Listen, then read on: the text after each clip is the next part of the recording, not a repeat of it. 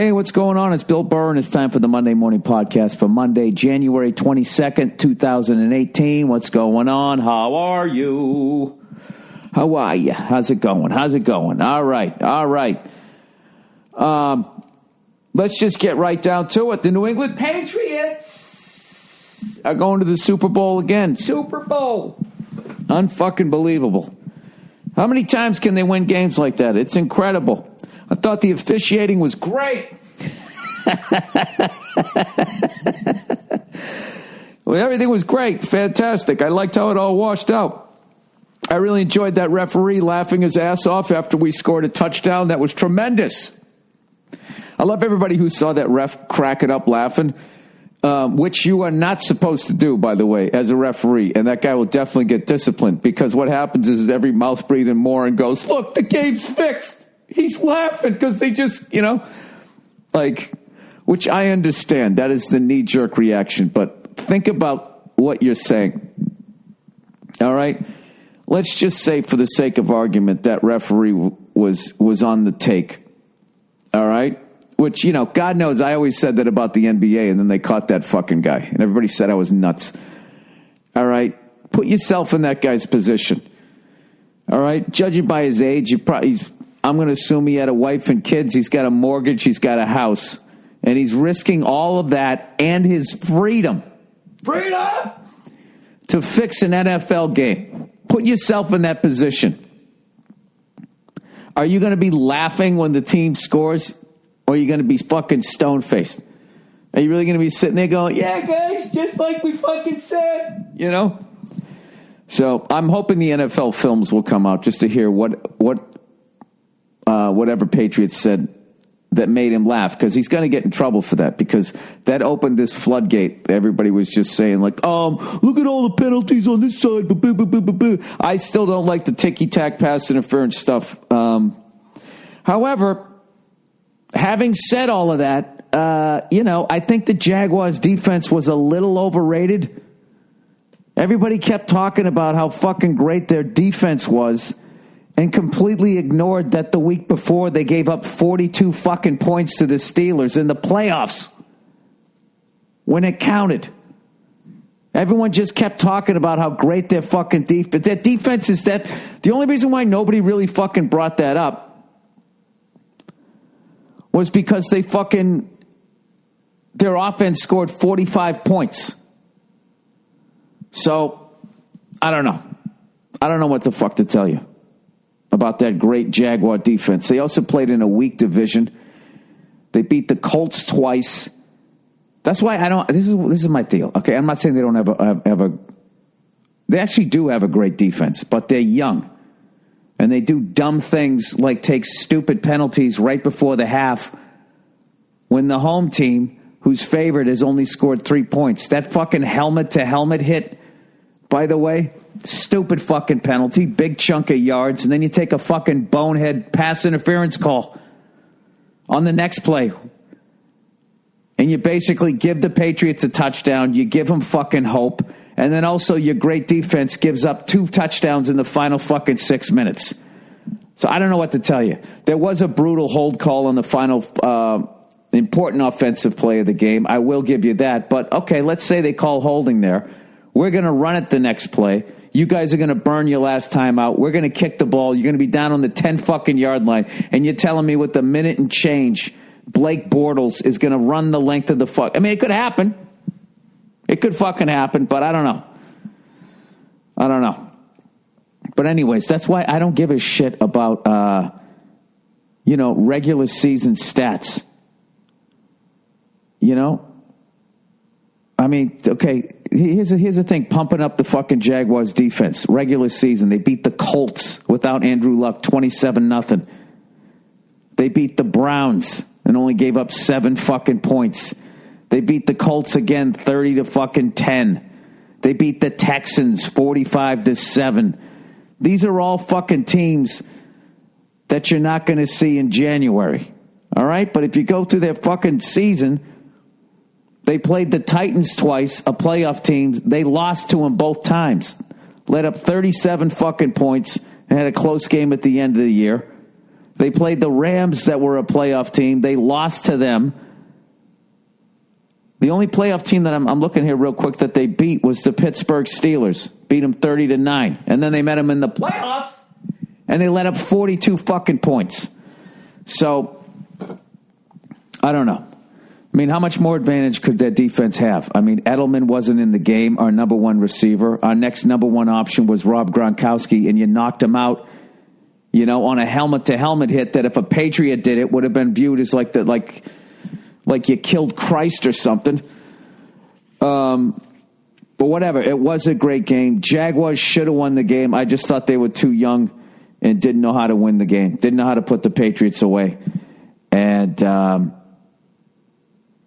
don't know. And Tom Brady's Tom Brady. Not to mention, Tom Brady also had I don't know what the fuck happened. Guy cut his fucking hand. We have an almost 41-year-old quarterback with the fucking stitches in his throwing hand. Edelman is out, and you knock out Gronkowski.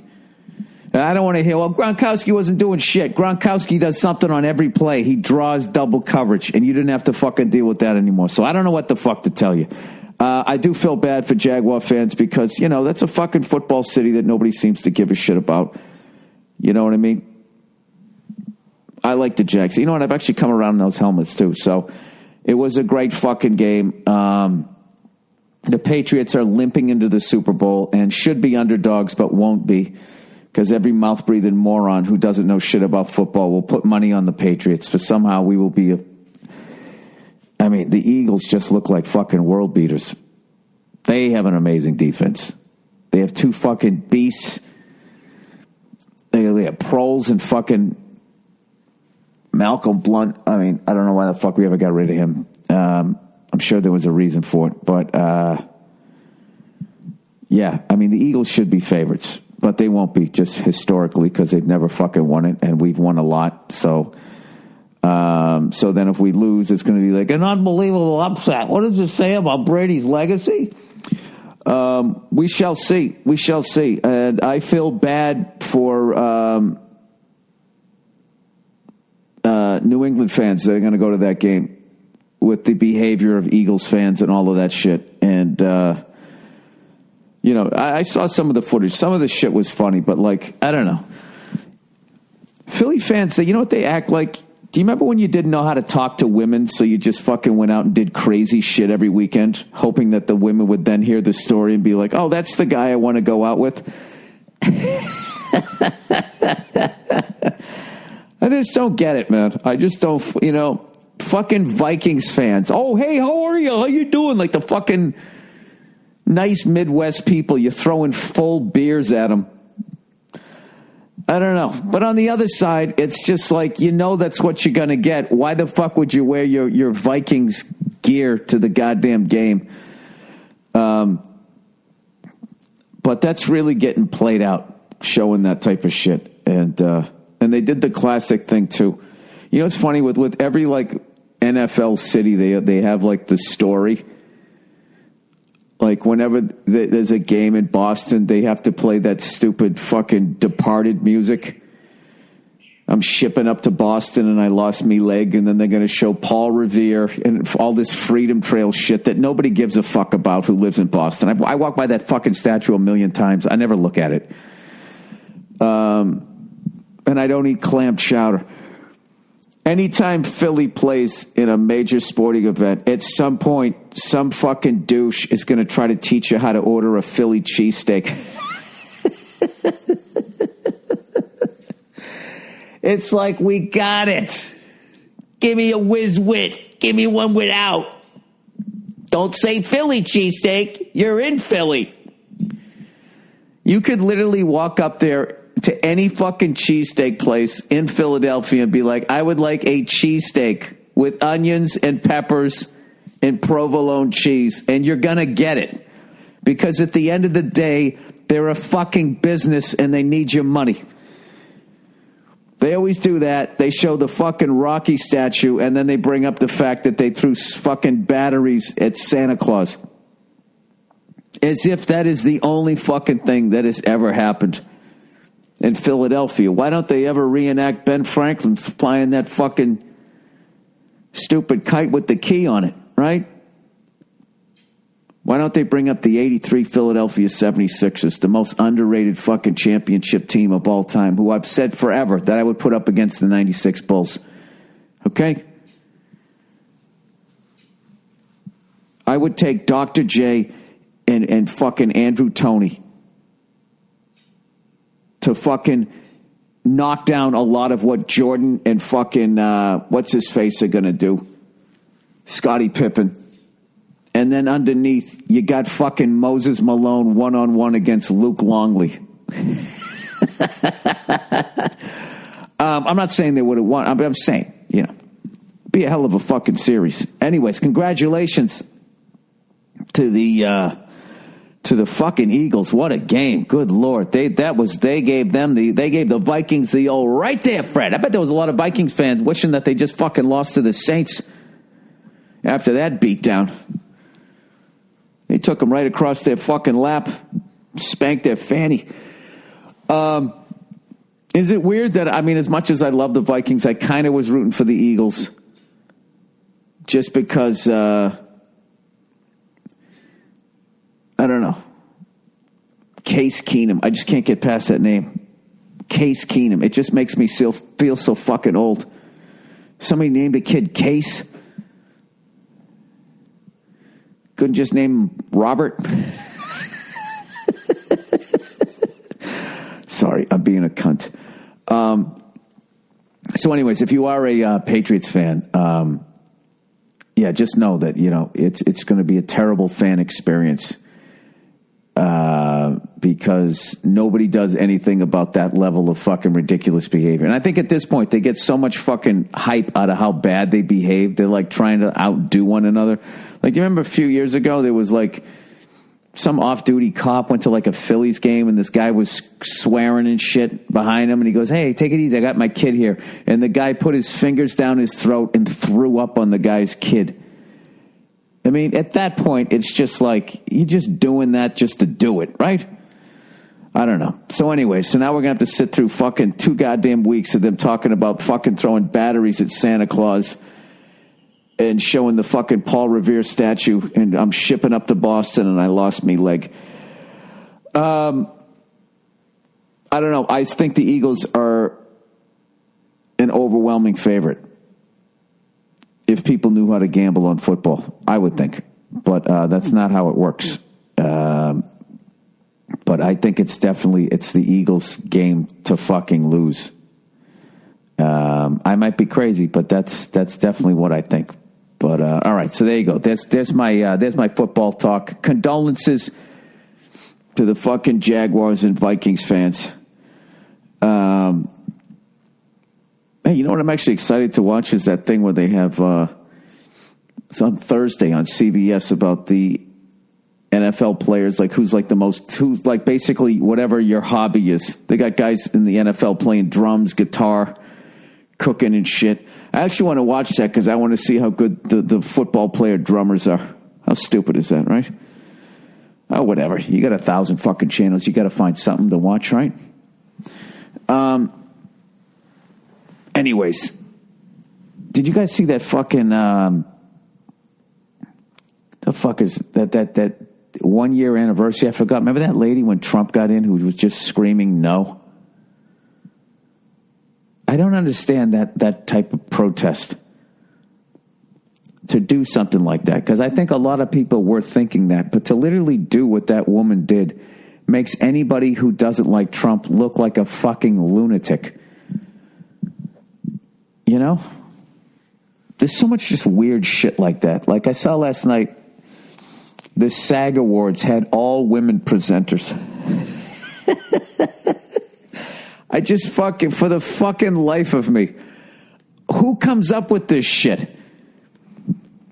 All of it just seems like self-preservation to me, and none of it seems like you're actually going to work on the problem. Like, that's all the SAG Awards have to fucking do, is just have all female presenters and be like, yeah, see that? They're all good people over there. They get it. It's a show of solidarity. It's a show of strength. I don't know. I think it's a pretty weak fucking effort. You know, we're going to wear all black tuxedos. We're going to have all female presenters. There we go. We've been vetted. I hate that word, by the way. Yeah, that's just the whole fucking thing. It's just, I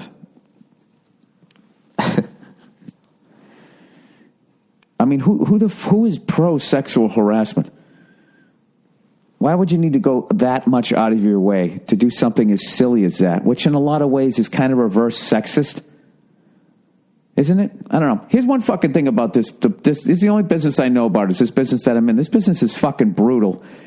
And it routinely picks people up and slams them against the pavement emotionally every fucking day, regardless of what's between your legs. I don't know. I don't even know what I'm trying to say here. I just look at it and I'm like, well, if they just decided they were going to have all male presenters, that would be considered the most sexist thing ever. And then on the other side, if you want all these creeps, well, let's be specific. Only the male creeps in Hollywood. If you want all of them out, I don't know that that's the fucking way to do it. If that's an effective way to do it. Everybody wears the same colored shirt and you have all women presenters. You know, I don't have a degree in fighting crime, whatever that degree is. But I don't think same-colored shirts is going to do it. We have to stop ISIS. Okay, everybody wear blue shirts on Tuesday. He's not wearing a blue shirt. Does that mean he's in ISIS? It's not what it is, Bill. It's symbolism. It's a sign of strength. Oh, Jesus. All right, maybe that is what it is. I have no fucking idea. This is why I watch sports. I watch fucking sports. So once again, the New England Patriots, they're in their 10th fucking Super Bowl. They have a chance to win their 6th Super Bowl. Literally what Tom Brady, Belichick, and these guys are doing. As much as you guys fucking hate them, and every fucking time we win a game, there's some giant goddamn conspiracy because nobody will give it up that they're a fucking great team. What they've done at this point has transcended the game of football. All right, you got to put them up there with like the fucking, I would say the Yankees from DiMaggio to Mickey Mantle. That run there with the amount of World Series that they went to, the amount that they won. The Canadians back in the day, the Celtics in the 60s. I mean, that's literally what you're watching. And for them to be doing it now, you know, the reason why that never happens anymore is because now there's like 30 fucking teams in basically every sport. It's just too difficult to do, and somehow they are doing it. So as much as you hate them, can you at least give it up on that? Or are you just going to, I don't know, we're going to start weighing footballs again and fucking, I don't know. All right. Speaking of the Canadians, hey, how you guys doing up there in Montreal? Huh? You watch any Bruins-Canadians games lately? We beat them 3 times in the last 8 days. And the only reason why I know that is because Joe Bartnick from the Great Puck Off podcast told me. I've been so goddamn busy. I only watched the first period of one of the games. I've missed so much Bruins hockey, and I know they're playing great, and they're on this amazing streak, and pretty excited that they beat the Canadians 3 times in the last 8 games. I know I have all the games taped, so I'm gonna have to watch them in like 1 period segments now because I got the kiddo at home. But having said that, everybody knows the regular season doesn't mean shit. You know, and I'm telling you, regular season stats. Just go back to somebody's schedule and look at what they did against playoff teams, and even then. I think in football it gives you a little bit more of a gauge, but like in basketball, baseball, and hockey, I don't think it means shit because on any given night, they play so many games, any team can beat another team. But winning in the playoffs and winning 4 out of 7 it's a whole different ball game. So I just wish more announcers would do that shit. You know what I mean? Look at the division. Look at the Patriots. For how many years we've gotten all these double-digit wins? The fucking AFC East has been so goddamn weak so many years. So many years like the Jets, who, by the way, beat the Jaguars in the regular season. The Jets fucking suck. The Dolphins have sucked, and the Bills have sucked. So many of those years. Gibson, or at least mediocre. And that has given us 5 to 6 wins every fucking year. Anyway, all right, I'm done. I'm done with the goddamn sports. Let's talk about. It was my daughter. Is that my daughter over there? It was my daughter's first birthday this past weekend. I can't believe it. She's already 1. She's no longer a baby. She's a toddler, which is pretty amazing. And I got to be honest with you, it's a little sad.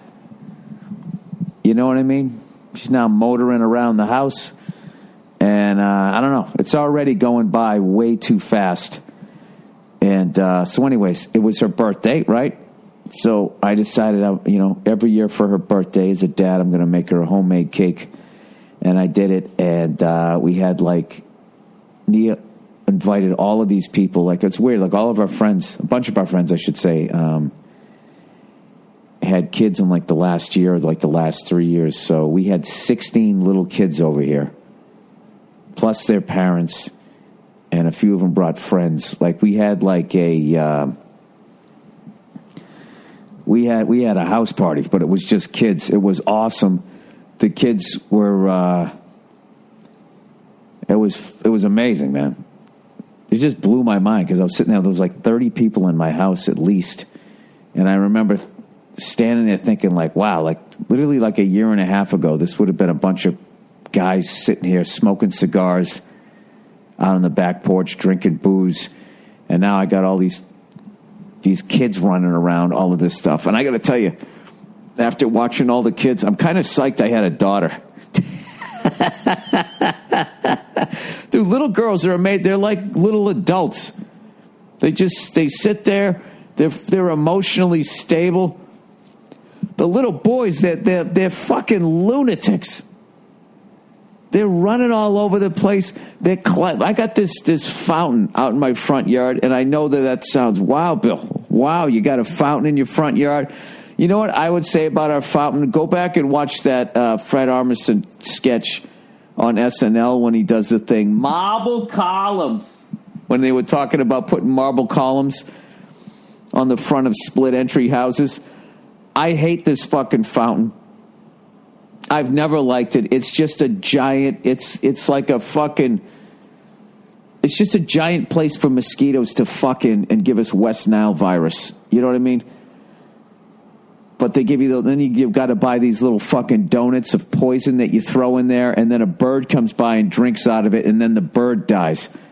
So I never have any water in there. So these boys run out there. They're climbing up on the fucking thing. I'm having a panic attack that one of them's going to fall down. You get them off of that. Then they're throwing rocks down into the driveway, hitting the cars. I couldn't get, they're little kids, so I didn't get upset. But I was just like, wow, man, this is, having a girl is a lot easy on the parenting thing. I mean, they sit down, they're chill, they're thinking, The boys are just hilarious. I don't know. If you turn your back, one of them's going to be, I got an idea. What if I jump through the screen door? So, I don't know. Made me feel lucky again. So everybody gathers around to sing happy birthday, and I got this cake that I made.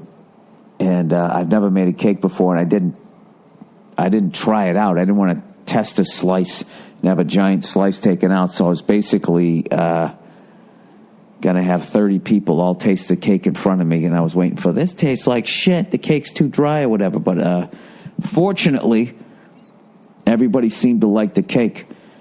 And after that, the whole party was downhill. That was the big thing. I was just I just have to get past. I got to get on the other side of the cake here. People eat the cake and they actually like it. God knows if my wife didn't like it, she would have let me know. Well, in fact, she did try the frosting the night before, and she let me know that she thought it could have been a little more chocolate. It just tastes sweet. I just wish there was more cocoa in it. You know what I mean? And I just went yeah, and then had a full-on fucking panic attack. It's why would you tell me that? I'm stressing about this shit. I don't know. That's what they do. That's what they do. What would they be doing if they weren't fucking criticizing us? Why can't there be an award show about that? Where they protest the lack of compliments a man gets the second he marries a woman.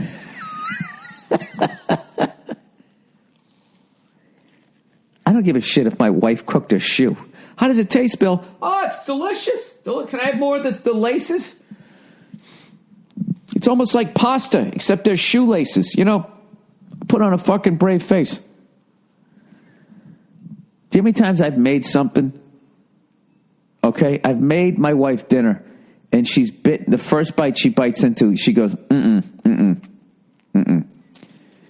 then she runs over and grabs some salt or something like that, or just like if I ever fucking a few times I've ever done that. I did it I think for the first time since I can ever remember. I did it this year, and it was just one of those nights. It was late night. And she was tired, and she just went to the fridge, and she usually can look in there and figure something out. And this time she just didn't and threw it together, and it wasn't good. And she was like, how is it? I didn't say anything. I just kind of gave her a look like, eesh. And then she was just like, you don't like it? You think it's bad? And then immediately I had to be like, no, it's good. It's good. It's just, you've made better. And then you just falling down the fucking hole. You're like, why was I honest? She does it to me all the fucking time. I thought this was a little dry. I thought this was, it's like I feel like I'm on the Iron Chef whenever I put something on the fucking table. I mean, I'm literally talking like oatmeal. Like if I put too much milk in there, she'd be like, it's too soupy. It's too soupy. And I want to be like, you know what? If it wasn't as hot as it is, if oatmeal wasn't as hot as it is, I would literally dump that over your fucking head. All right? What are you, like a food critic? This is actually making me upset. I'm kind of a fucking person. Another person makes them a meal, and all you do is criticize it. How about you at least go, hey, I really appreciated that you took the time out to make me a meal. That's one of the most kindest, loving things that one human being could do for another human being. Having said that, I like a little bit less milk. There's no way to criticize it without coming off like a jerk. Just in the future, just to let you know, I like a little less milk. By the way, making a homemade cake, not that hard. It's not that hard. Don't be intimidated. It's easy. Making a pie, the pie crust, that's a fucking art. Making a cake, not that fucking hard. I made a 3-layer cake, and what's going to happen is each layer is going to be a little, I don't know. It was really hard to try to make them level. I don't know how to do that yet. I'm sure there's something I can watch on YouTube. But when you go to make it, if, each layer of cake, if one's leaning to the left, the other's leaning to the right, you just spin them around. You put them together like Legos. And know that you're going to have frosting in the middle where you can kind of level it out. And no one's going to notice. My cake had a little lean to it. Nothing crazy. Probably the hardest thing is frosting the cake. I started to watch videos on that, but it was just too, I don't know. It was just too fucking boring. And there was all this playoff football on. I wanted to watch that, so... I probably could have done a better job at that. I don't know. I'll ask my wife. God knows she'll fucking tell me, right? But enough with me complaining about her complaining, right? I should be secure enough in my own baking skills. No,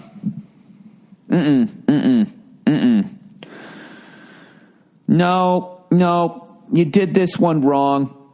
I was trying to, because I didn't have a lot of shit to talk about this week. Other than just being completely blown away that my daughter's already a year old. I can't believe it.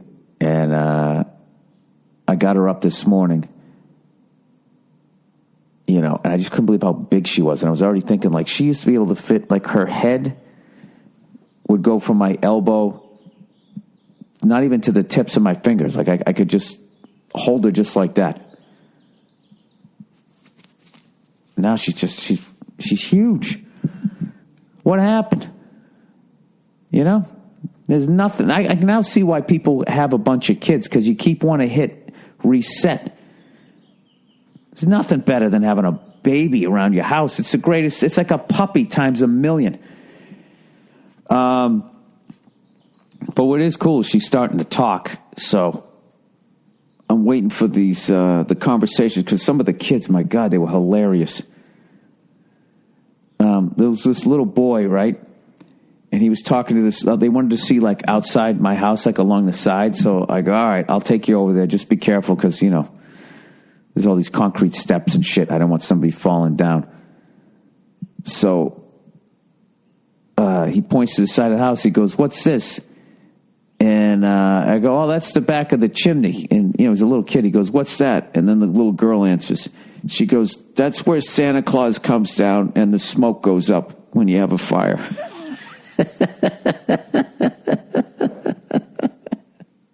And then I think the little kid liked the girl. And he goes, he says to me, he goes, does she live here? And I started to answer. The girl once again answered the question. She goes, no. She goes, I live out in the desert. And the boy goes, in the sand? She goes, no. What the heck? Kid was bombing. I was pulling for him. I was like, you know, say something funny, make her laugh. Whatever. I just liked that he was working on his game at like 4 years of age. Which reminded me, when I was a little kid, I liked this girl who lived in my neighborhood. So I just went over her house. Not even invited. I just went over her house, knocked on the door. I think her name was Michelle. I knocked on the door and her mom answers. I was like, yeah, hey, is Michelle home? She goes, yeah, she's in there watching TV. And I go, okay. So I went in there and I sat down and watched TV with her mother, and I think her younger sibling, and I never said a word for like an hour. I just sat there watching TV because I didn't know, you know, I didn't know what to do. And then I just got up and left. I always wondered what that woman was thinking. Like, this little redheaded boy came over to visit our daughter today. Honey, he came in, he didn't say a word, and then he left. He's an odd little fella. Anyways, all right, let me read a little bit of advertising here for this week. All right, Dollar Shave Club, dude. Oh, I remember there was another girl I had a crush on. There was these two twins when I was in first grade, and I had a crush on one of them. And the other one had this giant pen, which I thought was the coolest thing ever, even though it was pink. It was just a giant pen, which was amazing in the early 70s. Like, where there was no fucking computers and shit. I guess there were, but computers were gigantic. So she dropped it on the floor, and she didn't realize it, and I took it. And then I started writing with it. And what's funny was the way they had the desk set up. They had like us in like little groups of 4, and we faced each other. And she was diagonal to me, and I'm writing with this giant pink pen. And she's going, that's my pen. And I was like, no, it isn't. It's mine. So she's like an idiot. Then she tells the teacher. And then she's going, Billy, is that your pen? And I was like, yes. And then the girl's going, no, it was my pen. And I was going, no, it isn't. It's my pen. And then the teacher's just like, I don't think your mom would buy you a pink pen. And she took it and gave it back to the girl. And, you know, as a little kid, like the embarrassment of that goes away like 8 seconds later. You can't even remember, like, you don't have like the mental capacity to be like, did I just really try to pull that off? You know, why the fuck would I do that? Right. So then I remember I went out, asked, I had to go to the bathroom. So I went out to the bathroom, and her twin sister, the one I had the crush on. Oh, this was like the next day. I went out to go to the bathroom, and her twin sister, who I had a crush on, came walking out at the same time. And when she saw me, she immediately put her eyebrows down. She goes, I heard what you did. I heard you tried to steal my sister's pen. And I just looked at her. I think I said, no, I didn't. And I just walked away. And that was the end of that romance. There's a lot of sad stories. All right, Dollar Shave Club, everybody. Everyone knows Dollar Shave Club ships amazing razors for a few bucks. What you might not know is that Dollar Shave Club also has products for pretty much everything else you need in the bathroom. By the way, I was in first grade when that happened. I should think I was some weirdo in like the 5th grade stealing pink pens.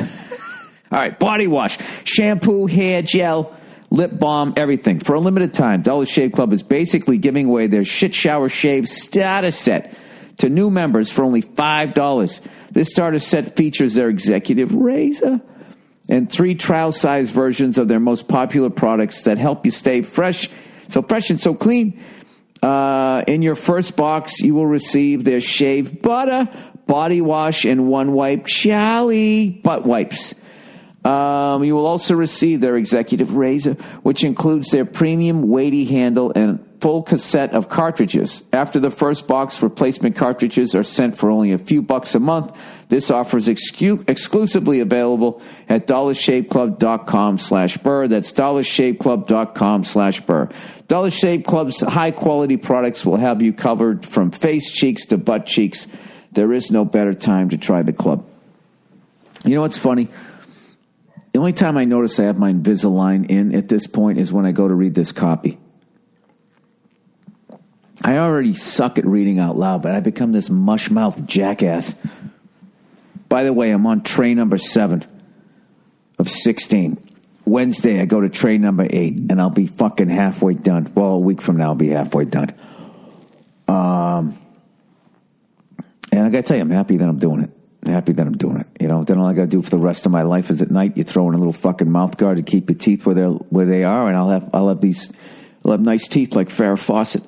You know, all fucking white, you know, my skin just gets older and older. You know, people keep their teeth looking nice and young.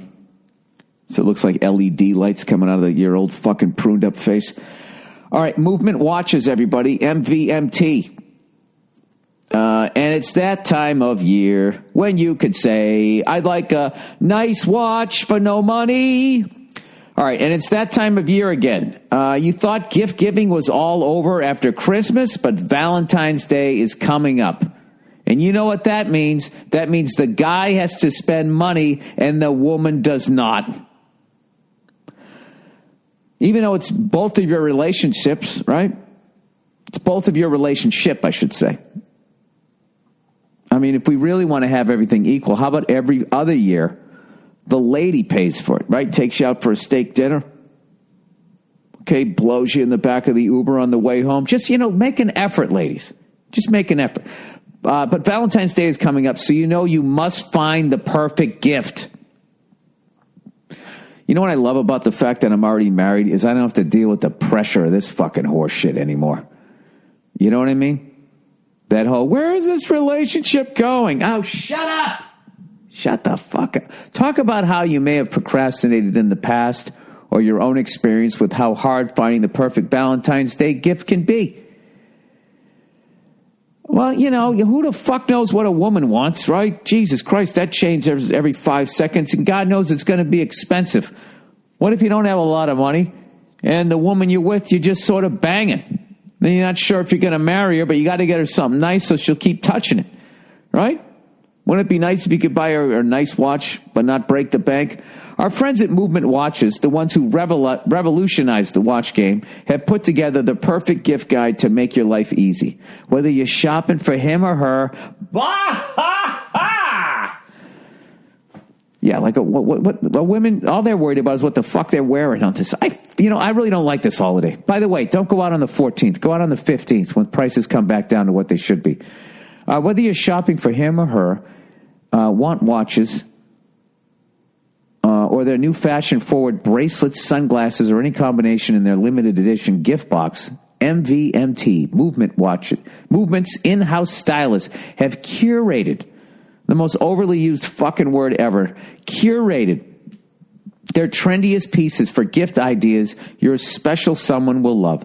Talk about how you experience... Now what do I have to talk about? Talk about how you experience shopping the site, looking for gifts for others, Movement's new watch styles for her, sunglasses and bracelets. I haven't gone to the website. All right? I'm married. Okay? Which means I have to go for something more than this. More high-end than Movement fucking watches. I wish Movement Watches was around when I was single. Would I be surfing their fucking website right now. Movement and their stylists have curated, once again, they used the word again, an interactive gift guide to make Valentine's shopping painless. Well, someone should have vetted this copy to make sure you didn't use that word twice. You can find the perfect gift for him or her: watches, bracelets, and sunglasses, or any combination of these gifts in a limited edition gift box. Get 15% off today with free shipping and free returns by going to movementwatches.com/Burr. Go to movement.com/Burr. Join the movement. You know what's amazing, by the way, is evidently the government shut down and everything still seems to be working. LegalZoom. Now that the New Year's madness is over, it's time to work on your story for 2018. Work on your story, okay? LegalZoom can help you make this the year you finally get serious about launching and running your own business. They can also help you rest a little easier knowing that your family's future is squared away with the right estate plan. I finally did this shit, by the way. I finally did this, so my family's okay. They're gonna be okay. You gotta do it. You gotta fucking do it. All right? As a matter of fact, LegalZoom has been helping people just like you take care of their dreams and responsibilities for more than 16 years. LegalZoom is not a law firm, but they have the resources. And ladies, don't be afraid to do this yourself, too. You know what I mean? Be nice if when you guys kick the bucket, we got a little do-re-mi. LegalZoom is not a law firm, and they have the resources to keep you on the right path, including advice from their nationwide network of independent attorneys, all at your fingertips. Whether you want to take your business to the next level or take control of your family's future with an estate plan, LegalZoom plugs right into your life without billing you by the hour, because LegalZoom, all pricing is given up front. Start writing your 2018 story at LegalZoom.com now, and for a special savings, be sure to enter the promo code Burr in the referral box at checkout. LegalZoom, where life meets legal. That's LegalZoom.com. And finally, lastly but not leastly, Stamps.com. Here's a New Year's resolution you can actually keep. Add Stamps.com to your business and save a shit ton of money this year. Almost everything you can do at the post office, you can do right from your desk, other than expose yourself in public. Because you won't be in public. You'll be in the privacy of your own home. So have your junk out while you do this. Plus, Stamps.com is postage discounts you can't get at the post office. Not to mention it's a fraction of the cost of those super expensive postage meters. Stamps.com sends you a digital scale that automatically calculates the exact postage. You will never overpay or underpay for postage again. Got the hiccups here.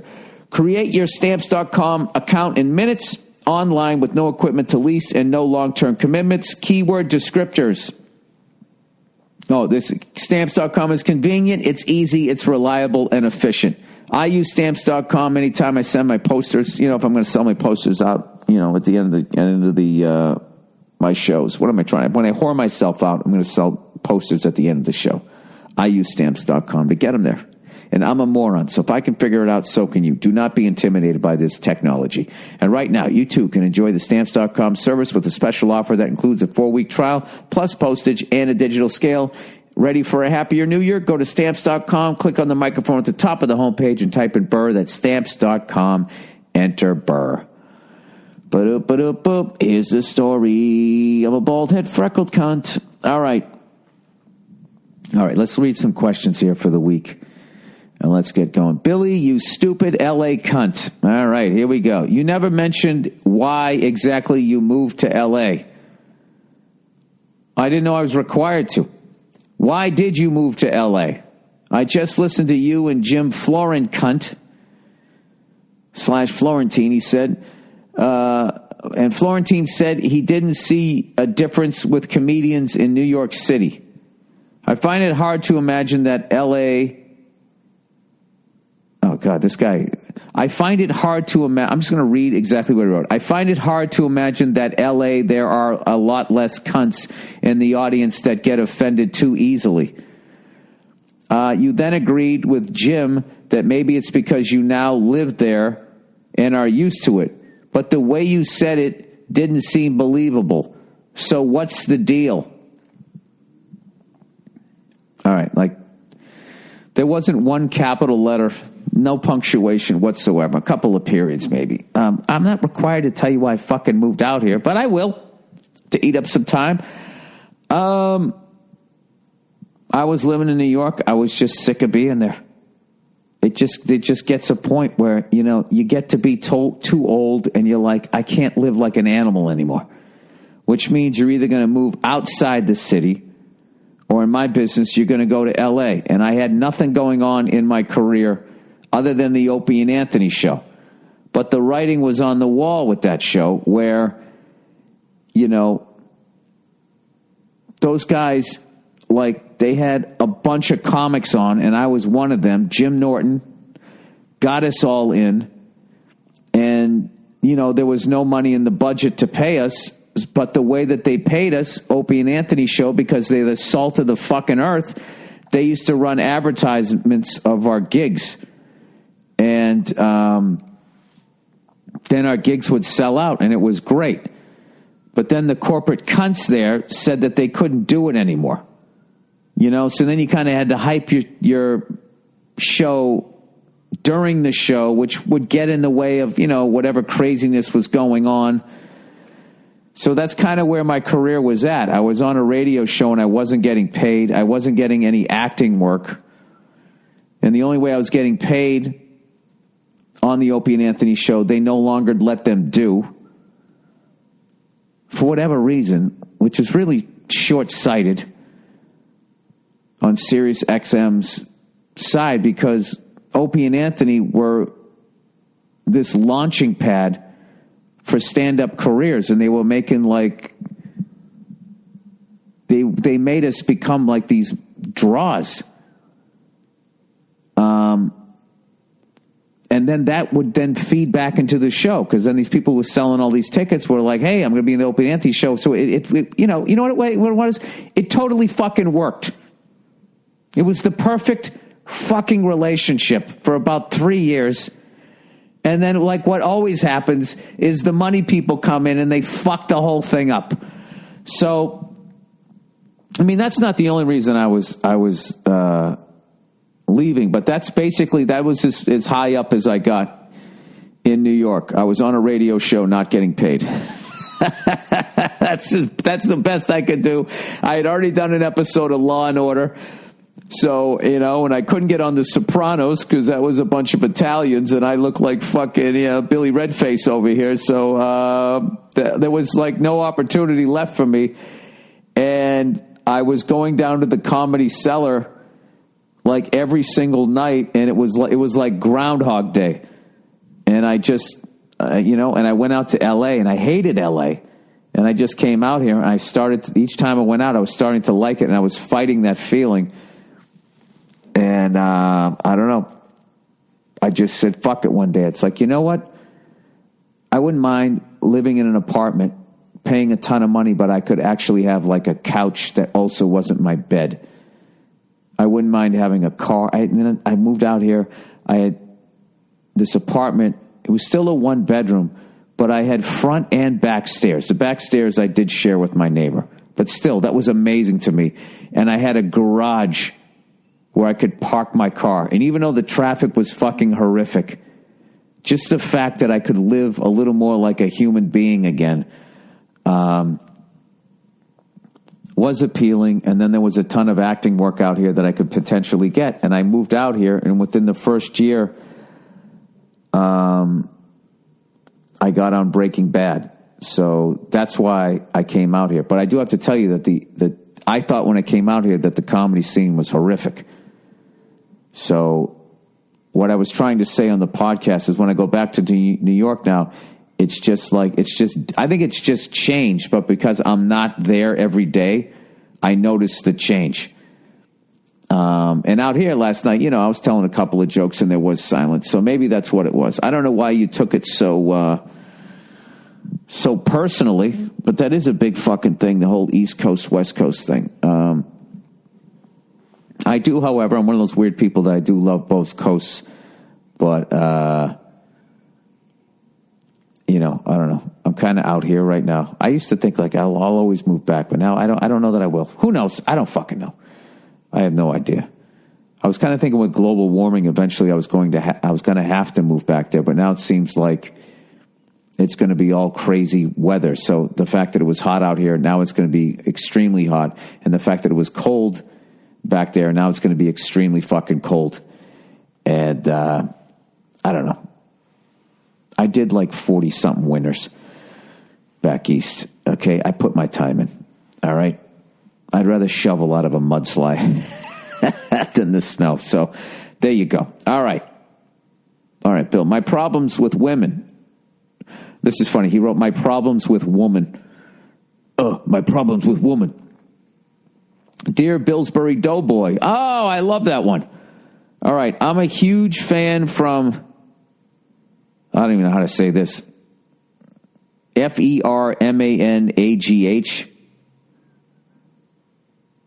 Fermanagh. Nog? I don't know. Ireland.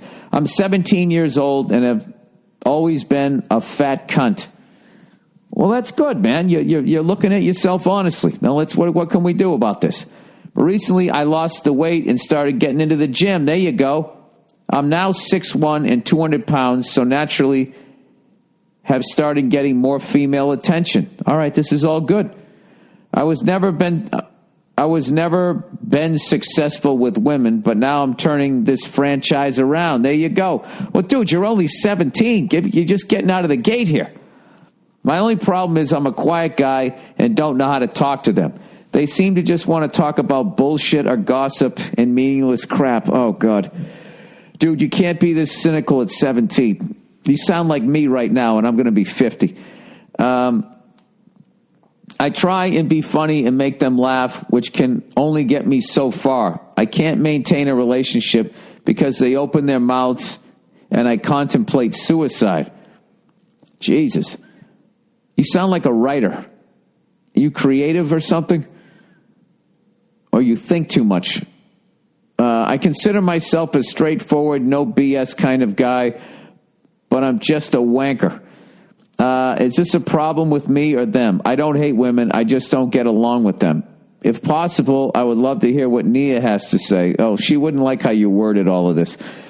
Thanks, Bill, and go fuck yourself. P.S. If you're getting into soccer, I suggest you support either Tottenham or Liverpool, as they have young, exciting teams and aren't soulless corporate entities like Chelsea or Man City. Oh, I didn't know that. All right.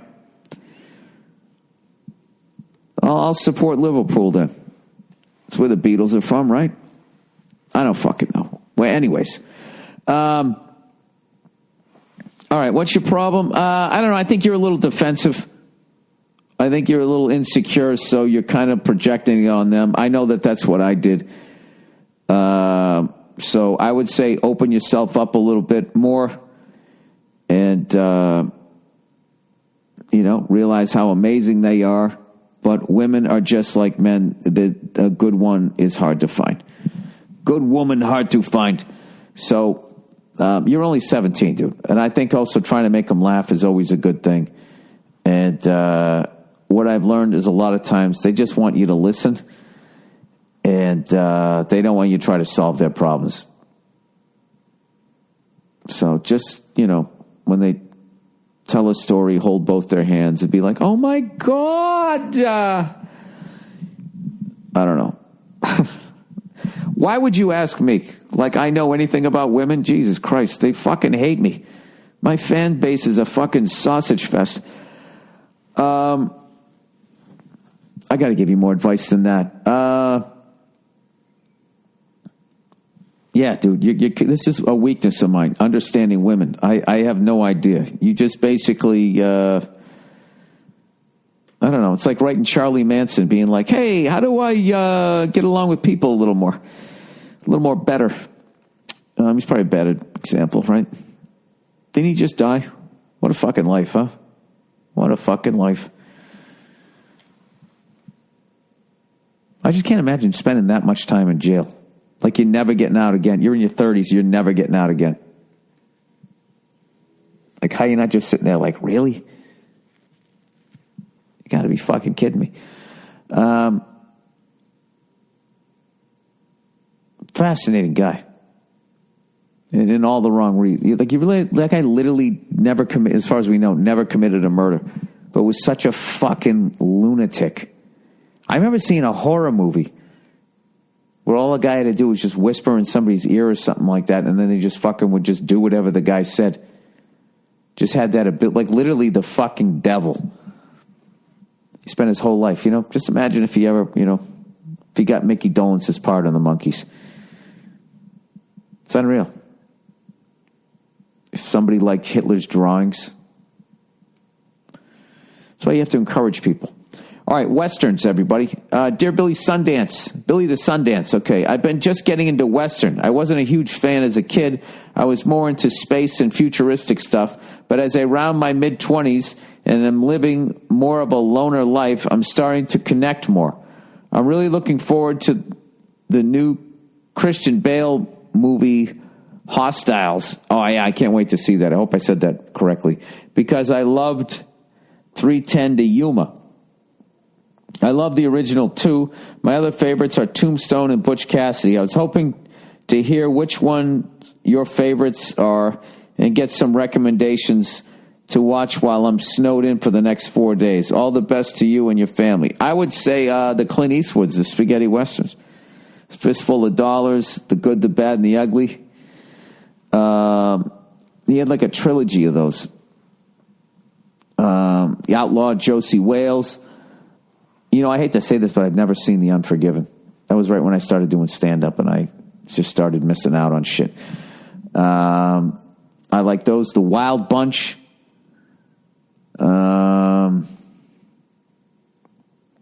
Let's see. The Magnificent Seven. The original Westworld. There's one that combines futuristic shit there. Sci-fi and westerns. Yul Brynner is incredible in that. Yul Brynner, one of my favorites of all time. Not because he's bald like me, but I just thought he was the shit. I never saw Butch Cassidy and the Sundance Kid.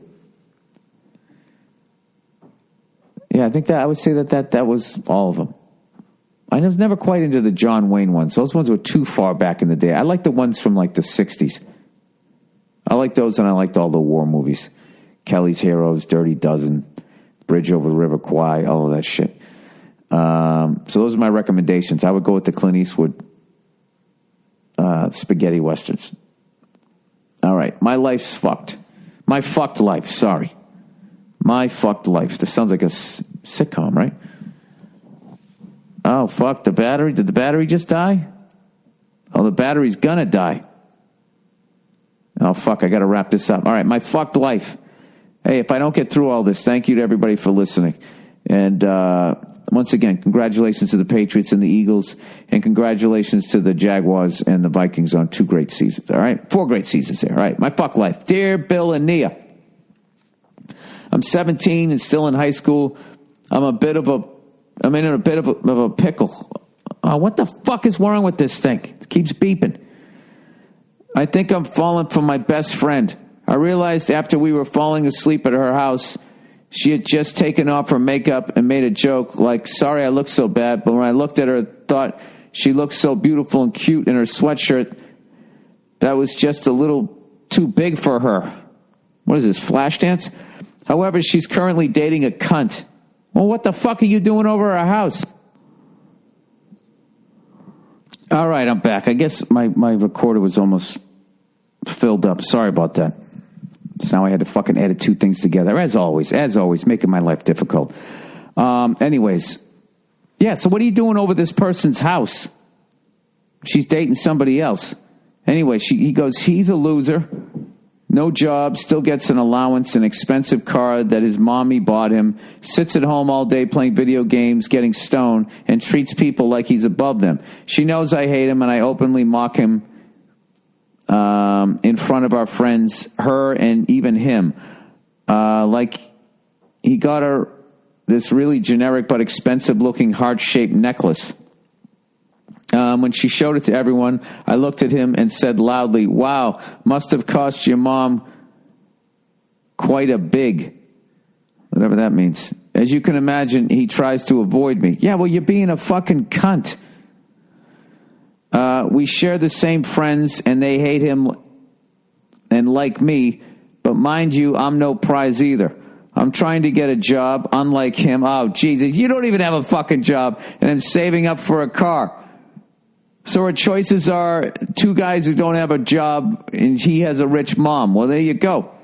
I tend to be a nice guy, but can at times piss people off with my jokes and even be a dick with my jokes. You sound like you're being a dick. I'm not saying you are, but you're being a dick to this guy. He's at least 3 inches taller than me and handsomer. Better looking, I guess. He's got this great smile that makes me want to fuck him up that makes me want to fuck it up for him. But recently, I've started to turn my life around, quit beer, porn, and drugs. My grades are going up, applying for college, working out a lot, but all this in hopes of catching her eye. Like I said, she's my best friend and has a boyfriend, so I really don't know how to handle this. Any help from you and Neil would be greatly appreciated. Yeah, dude. I would start fishing in a different watering hole. All right? You know, for you to sit there and stand there and be a cunt to her boyfriend, talking about her boyfriend, and you're going over her fucking house, it sounds to me like you're, as Chris Rock says, you're in the friend zone. So what you need is some time away from her. All right? Move on with your fucking life. Keep working out. Get your shit going. And who knows? You might just meet somebody else. And then eventually when she dumps this loser, she comes around and sees you. She'll be, oh my God, look at you. You're going to college. You look great. You've been working out. You don't watch porn. Who knows? Maybe it'll happen. But I can tell you it's definitely not going to happen if you're just going to be her friend and making snide remarks about her boyfriend. Come on, dude. You got to be better than that. That's just coming off like, you're acting like a douche. I don't know how else to put it. That's not a strong move. All right? And you should have more going on in your life than to fucking be, you should have more self-esteem than that. All right? Okay, she wants to date this fucking guy. Guess what? It's her loss. All right? So fuck it. Get on with your life. Keep working out. And work out for yourself. Go to college for yourself. Do all this shit for yourself. Feel good about yourself. You start putting out more of a positive vibe as opposed to, hanging around her, shitting on her current boyfriend. I mean, that's just like, I don't know. That's not a good look. Okay? I believe in you. All right? Do what I just said. Or don't. Because I don't have any professional training. All right, dumping my girlfriend. A Billy Billboard brow. Fucking asshole. That's another good one. Recent fan to your podcast, stand up and all that jazz. Anyways, I'm a 24-year-old dude, and I've been dating and living with my girl for almost 4 years now, and I finally had enough. She's a real downer and talks shit about people, including her friends, like it's an Olympic sport.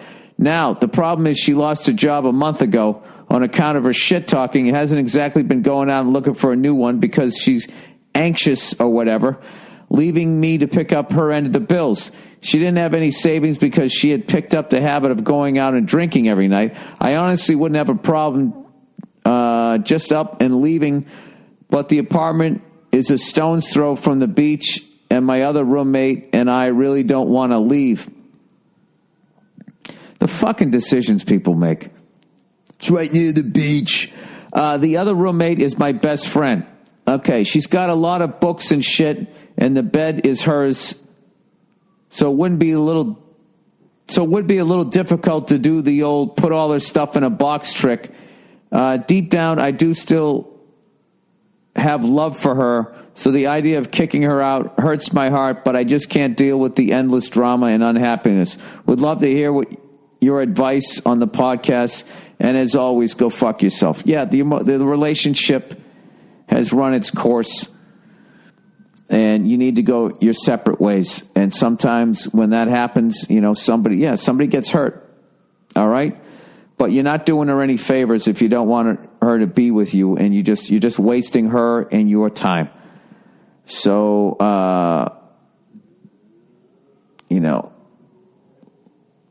this is why you don't fucking live with somebody unless you know you're going to marry him. I don't know. Oh, boy. So what do? Break up with her and then tell her to move out all at the same time, or are those two separate conversations? I'd just break up with her and then let her bring up where am I going to live. And I'd be like, well, I don't know. I mean, the coastline's pretty long, so I'm sure there's another beachfront apartment you could be in. I'm assuming your name's on the lease. Usually when there's a breakup, the guy has to leave and leave half his shit. So it seems like you're in a decent position here. Who wants a negative drunk without a job? I don't think you want that. Doesn't sound like you want it. I think the love you have for her was who she used to be or who you thought she was.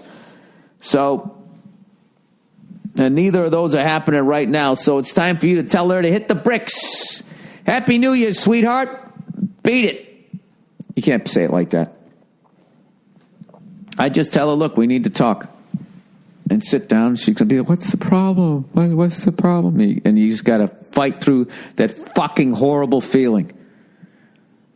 There's nothing worse. The only worse than a woman crying is when she's about to cry. Because you still have hope that she's not going to cry. So you're on pins and needles. Once she's crying, you're like, fuck. This sucks, but you kind of know what's going to happen. You just got to sit her down and just say, listen, I'm not happy. This isn't working for me anymore. And we need to break up. All right? Just like that. Boom, boom, boom. And you got to get that out. You got to get all of that out. Don't sit there and be like, well, I don't know how to say this, and turn it into a 45-minute thing. Rip the Band-Aid on. Just rip it off. We need to talk. I'm not happy. We need to break up. Okay? You go into the 2-minute offense. Okay? You don't get out of bounds. You keep the clock running. You want this game to be over. No, I don't know. Yeah, that's what I would do. That's what I would do. Just sit down and just say, all right, in 8 seconds, this relationship is going to be over. Okay? I'm on this side of the 8 seconds. All I do, how long does it take to say that? I'm going to time it right now. All right, we need to talk. I'm not happy. We need to break up. I just did that in like 5 seconds. And then she, well, what if we blah, blah, blah? No, I've made the decision. We need to break up. It's just not working for me. I don't love you the way I used to love you. That's it. What can they say about it? They can get mad. They can cry. They can do all that shit. But the thing is you conveyed it and you're out. Where am I going to live? I don't know.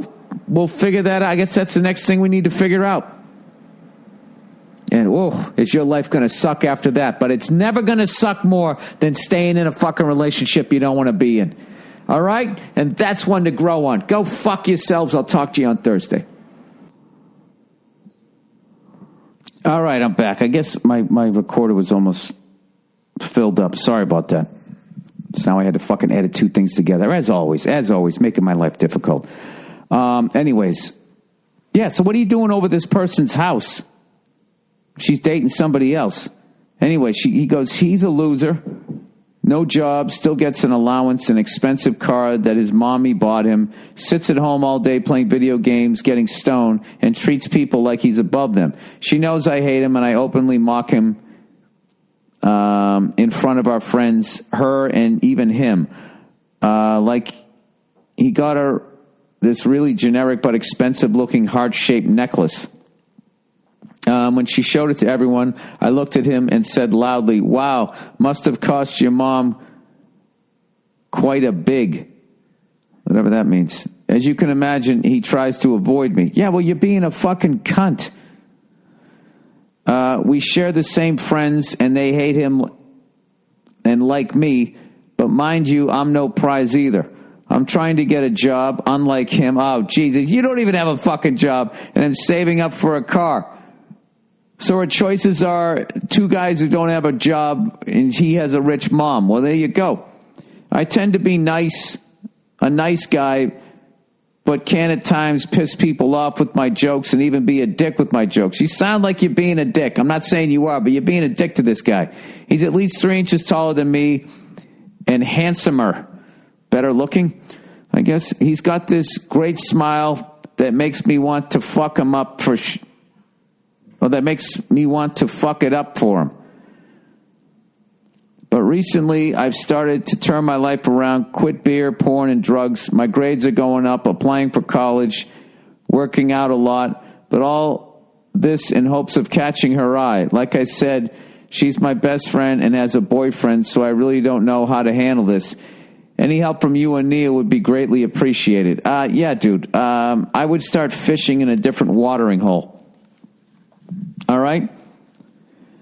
You know, for you to sit there and stand there and be a cunt to her boyfriend, talking about her boyfriend, and you're going over her fucking house, it sounds to me like you're, as Chris Rock says, you're in the friend zone.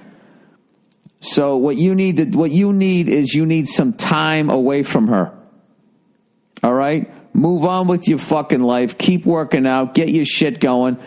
And who knows? You might just meet somebody else. And then eventually when she dumps this loser, she comes around and sees you. She'll be, oh my God, look at you. You're going to college. You look great. You've been working out. You don't watch porn.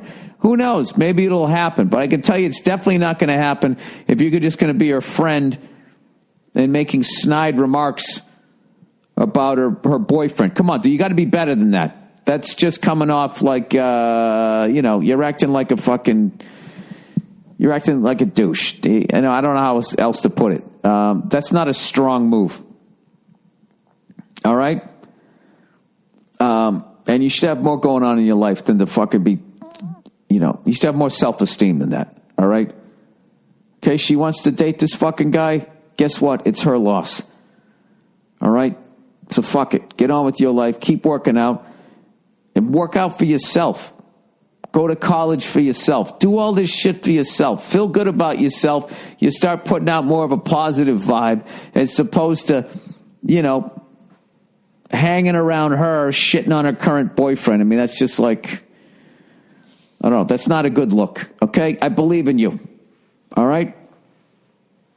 Do what I just said. Or don't. Because I don't have any professional training. All right, dumping my girlfriend. A Billy Billboard brow. Fucking asshole. That's another good one.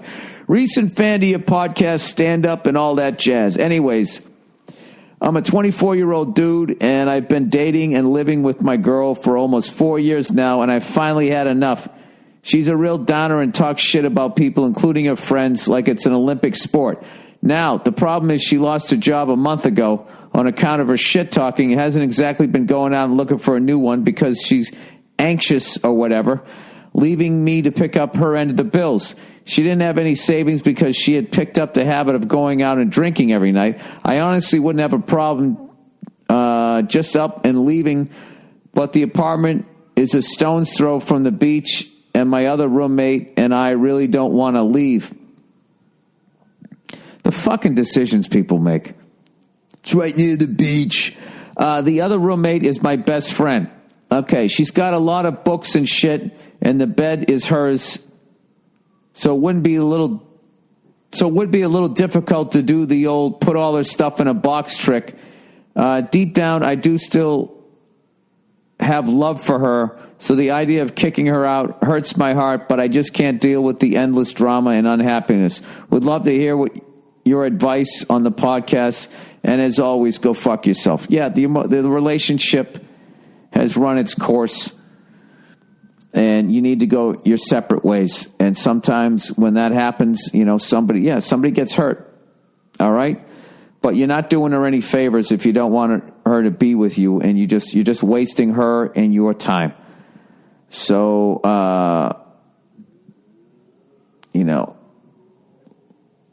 this is why you don't fucking live with somebody unless you know you're going to marry him. I don't know.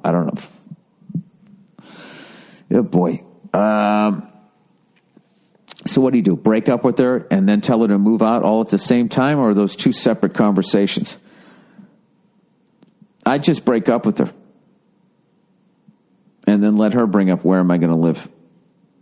And I'd be like, well, I don't know. I mean, the coastline's pretty long, so I'm sure there's another beachfront apartment you could be in. I'm assuming your name's on the lease.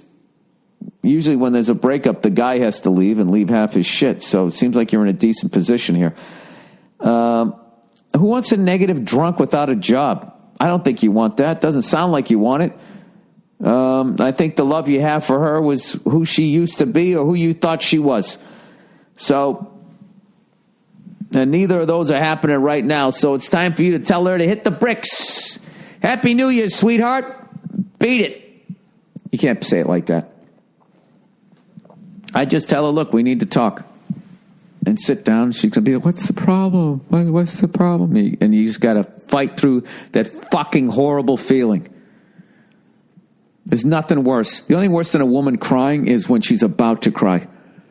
Because you still have hope that she's not going to cry. So you're on pins and needles. Once she's crying, you're like, fuck.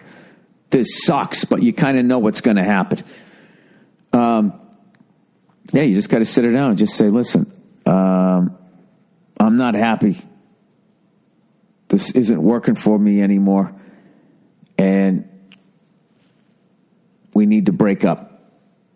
All right? Just like that. Boom, boom, boom. And you got to get that out. You got to get all of that out. Don't sit there and be like, well, I don't know how to say this, and turn it into a 45-minute thing. Rip the Band-Aid on. Just rip it off. We need to talk. I'm not happy. We need to break up. Okay? You go into the 2-minute offense. Okay? You don't get out of bounds. You keep the clock running. You want this game to be over. No, I don't know. Yeah, that's what I would do. That's what I would do. Just sit down and just say, all right, in 8 seconds, this relationship is going to be over. Okay? I'm on this side of the 8 seconds. All I do, how long does it take to say that? I'm going to time it right now. All right, we need to talk. I'm not happy.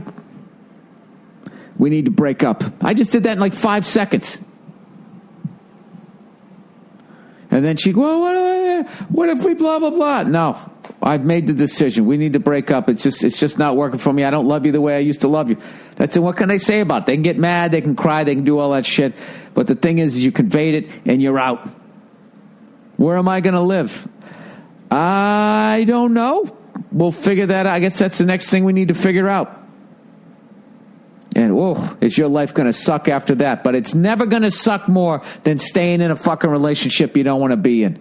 All right? And that's one to grow on. Go fuck yourselves. I'll talk to you on Thursday.